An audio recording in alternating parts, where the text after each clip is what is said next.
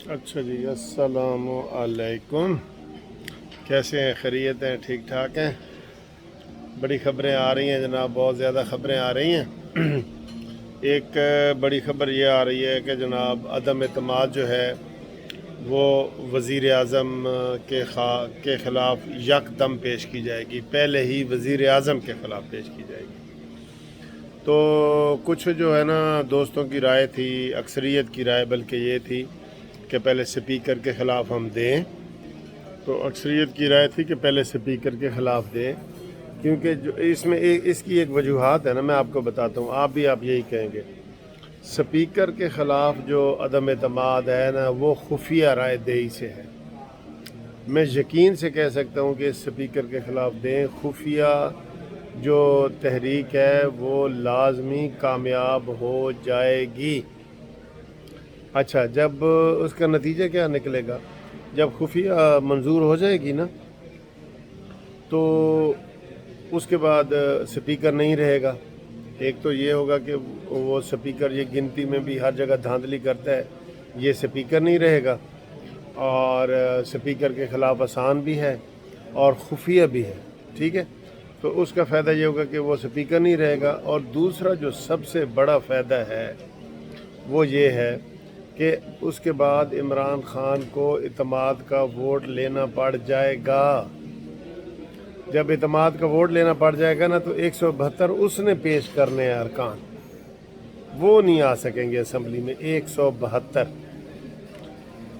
गैब होना आसान है, इस्तीफ़ा देना आसान है, ना आना आसान है, लेकिन इस तरह सामने आके बैठ जाना वो ज़्यादा हौसले वाली बात होती है, उसके लिए बड़ा हौसला करना पड़ता है। और दूसरा ये है कि इमरान का जो वोट है ना, वो शो ऑफ हैंड के ज़रिए ऐसे इस तरीके से और ज़्यादा मुश्किल हो जाती है। जो ख़ास तौर पे थोड़े खुफिया होते हैं, या आप जैसे भी आप कह लें, ऊपर ऊपर से हाँ हाँ कर रहे होते हैं ना, ये किसी के लिए भी मुश्किल है। आप अपने ऊपर सोच लें कि आपकी दोस्ती अगर हर जगह हो और आपको कहा जाए कि जी ये उसके ख़िलाफ़ वोट दें, तो आप 100 दफ़ा सोचेंगे।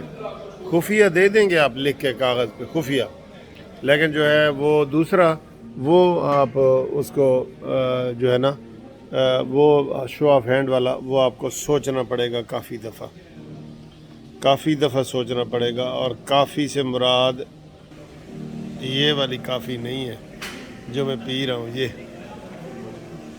बहुत मज़े की काफ़ी है। देखें, ये साथ उन्होंने बिस्किट दिए हैं, अल्लाह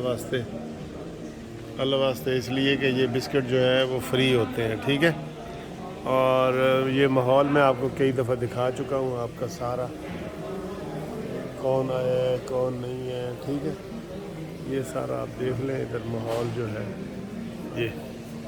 ये काफ़ी टाइम है, तो काफ़ी पी रहा हूँ और आपको अच्छी अच्छी खबरें बता रहा हूँ। तो आप ये बताएं कि आप क्या कहते हैं कि पहले स्पीकर के ख़िलाफ़ दें या इमरान खान के ख़िलाफ़ दें। इमरान खान को बचाने के लिए इस स्पीकर ने एड़ी चोटी का ज़ोर लगाना है, जबकि स्पीकर को बचाने के लिए इमरान खान एड़ी चोटी का ज़ोर नहीं लगाएगा। ये मैं आपको बता दूँ, उससे बड़े फ़ायदे हो जाएंगे। तो बज़ाहिर तो यही आता है, गुस्से में तो यही आता है कि सीधी सीधी इमरान खान के ख़िलाफ़ दो भाई, उसमें कोई रू रियायत नहीं है। लेकिन अकल और उस हिसाब से देखा जाए तो वो लगता है कि जी पहले स्पीकर के ख़िलाफ़ आनी चाहिए, ये बहुत ज़रूरी है। स्पीकर के ख़िलाफ़ पहले आनी चाहिए। लाएं जी बिस्किट खाएं, ये बहुत गरम गरम बिस्किट हैं, अभी अभी उन्होंने गरम करके लाए हैं वो।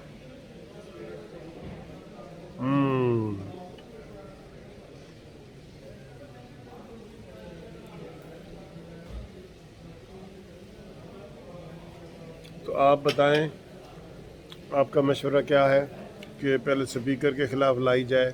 ये छोटी सी वीडियो इसीलिए मैंने बनाई है, आपको मैंने वजह बता दी है।